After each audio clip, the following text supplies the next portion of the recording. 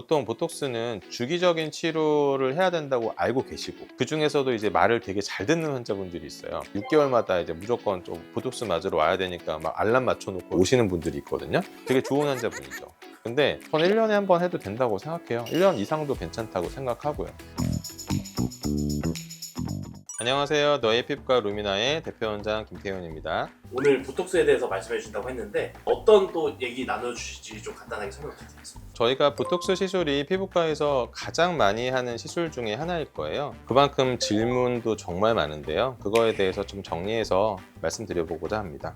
정확히 어떤 원리로 효과를 내는지 설명 부탁드리겠습니다. 네, 보톡스는 보툴리눔 톡신이라고 하는 신경 독소를 근육이나 근육 주변에 주입을 해서 근육이 못 움직이게 하거나 아니면 근육의 양을 줄이는 그런 형태의 치료인데요. 그러니까 우리가 흔히 근육을 움직이면서 생기는 주름, 얼굴형의 변화, 근육량을 줄여서 얼굴 모양을 예쁘게 만드는 그런 형태의 치료라고 보겠습니다. 그러면 이마 보톡스를 맞고 눈이 무겁다는 사례가 있고 찌그러지는 것 같다 그런 사례가 있는데 돌아올 수 있는지도 좀.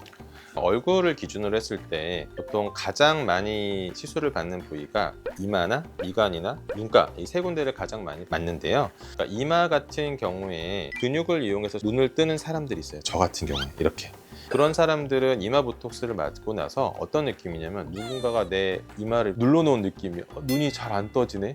이 단계를 넘어서서 눈썹 가까운 곳에 보톡스를 맞게 되면은 눈썹이 처지고 눈이 이렇게 작아지고 쌍꺼풀이 풀리고 눈꺼풀이 부어서 약간 좀 졸린 눈처럼 보일 수가 있는데 돌아오긴 돌아옵니다. 근데 생각보다 좀 시간이 걸리고 그거 자체가 좀 되게 불편한 과정이에요. 그래서 가능한 한 표정을 반드시 시술 전에 지어보라고 말씀을 드리는 게 중요하고, 그리고 약간 보수적으로 시술하는 게 저는 좋다고 생각해요. 상당수가 나 중요한 행사가 한 달 후인데 2주 후인데 보톡스를 지금 맞아야 되겠어요 라고 할 때 부작용이 생기면 사실 서로 난감하거든요. 효과가 모자라더라도 보톡스를 시술을 좀 약하게 하고 필요에 따라서 약간 리터치, 좀 더 안전한 방법이라고 생각은 하고요. 그러면은 이마랑 미간이랑 보톡스를 꼭 같이 좀 시행을 해야 되나요? 그러니까 어떤 느낌이냐면 실제로 이마 주름을 만드는 거에 있어서 앞쪽에 있는 근육 외에도 미간에 있는 근육과 그 주변에 있는 근육을 같이 사용해서 표정을 짓거든요. 그러니까 예를 들면 미간 보톡스를 맞았더니 앵그리 버디까지는 안 됐는데 여기 주름이 더 생겼어요. 이런 사람들이 꽤 있거든요. 보통 그래서 그냥 같이 하라 그래요. 네. 사각턱인 부분이 보톡스를 맞았는데 얼굴이 좀 처져 보이는 이런 경우는 왜 그런 건가요? 보통 보톡스는 주기적인 치료를 해야 된다고 알고 계시고, 그 중에서도 이제 말을 되게 잘 듣는 환자분들이 있어요. 6개월마다 이제 무조건 좀 보톡스 맞으러 와야 되니까 막 알람 맞춰놓고 오시는 분들이 있거든요. 되게 좋은 환자분이죠. 근데 턱 근육 같은 경우에 이제 씹는 것과 관련돼서 어떤 기능을 하는 게 1차적인 기능이긴 한데 얼굴의 그 쉐입을 유지하는 데 있어서도 사실 좀 도움이 되거든요. 우리가 텐트 같은 걸 생각해 보면 텐트에 포를 쳐놓으면 짱짱하게 이렇게 툭 돼 있는데 쓰러뜨리거나 아니면 약간 기울거나 그러면 텐트가 아래쪽으로 처지잖아요. 아래쪽을 반복해서 시술해주면 여기가 납작해져요. 그러면서 이제 심술보 같은 더 처지는 듯한 느낌? 얼굴이 더 울퉁불퉁해 보여서 보기 싫다라고 하는 그런 말씀을 하시는 거거든요. 결국은 중요한 거는 얼굴형을 보고 이 사람에게 적절한 용량, 적절한 위치, 그리고 적절한 치료 간격. 예를 들면 6개월마다 한 번씩 하는 게 일반적으로 설명드리는 거긴 하지만 볼이 좀 많이 꺼져 있고 근육이 많이 발달하지 않은 사람은 전 1년에 한 번 해도 된다고 생각해요. 1년 이상도 괜찮다고 생각하고요. 그리고 이게 이미 너무 많이 맞아서 여기가 돌아올 것 같지 않은 사람들, 왜냐하면 근육은 안 쓰다 보면 위축이 되는 거니까, 그런 경우에는 여기를 보톡스를 계속 하기보다는 처져 있는 살 아래쪽을 해결하는 탄력 치료에 좀 더 집중을 해보시거나 한번 시도를 해보셔라. 그러면 보톡스를 맞지 않더라도 본인이 원하는 어떤 그런 모양을 만들 수 있다라고 설명을 좀 드리고 있습니다.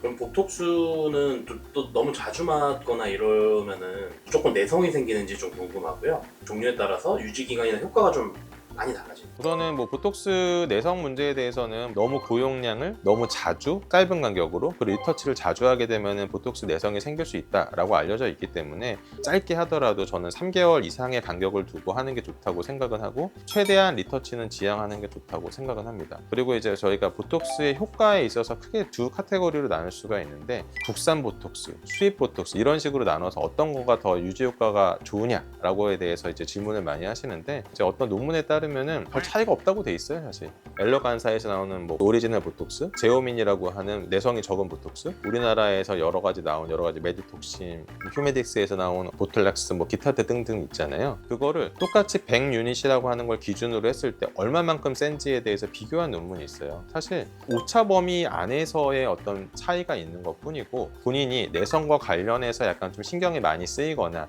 자주 시술을 해야 되는 경우다라고 하면은 내성이 좀 적은 걸로 알려져 있는 제오민이나 코톡스 같은 제품을 이용해서 시술을 하라고 말씀드리고, 나 이번 처음이에요, 한번 뭐 경험 삼아 해보고 싶어요, 뭐 비용도 전체 중요해요 라고 얘기하면은 국산 제품도 충분히 좋다고 설명드립니다. 보톡스는 그러니까 피부과나 성형외과에서 굉장히 보편적으로 사용되고 있는 치료 방법인데요. 중요한 거는 개인의 표정이나 개인의 피부 상태, 근육의 상태에 따라서 적절하게 치료해야 되는 용량이나 방법이 각각 다릅니다. 그거에 대해서 충분히 잘 알고 계시는 선생님과 상의를 충분히 하신 이후에 본인한테 맞는 치료를 하셔서 좋은 결과를 얻으시기를 바라겠습니다. 지금까지 루미나 피부과의 대표원장 김태현이었습니다. 오늘 내용이 도움이 되셨다면 구독, 좋아요, 알림 설정 부탁드리겠습니다. 감사합니다.